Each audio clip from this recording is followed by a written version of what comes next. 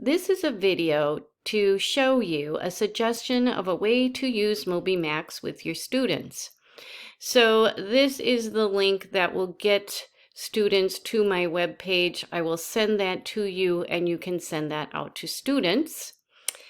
So once they get here, they would look for their name. When you're using it with the class to show them how to use it, and as part of your lesson, click on my name, and then click on your two pictures. We'll click on the ball and the apple, and you can remind students that is everyone's sign-in.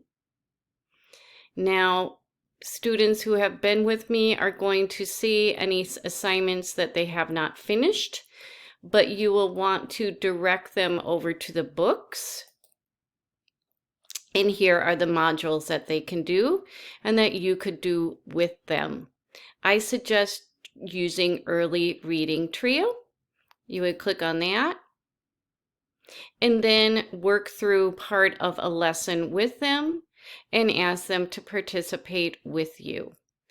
Also keep in mind, if you are using Moby Max in this way with students online, you will need to use the tab option when you are doing presentation in Google Meet, and I will send you a screenshot of that as well.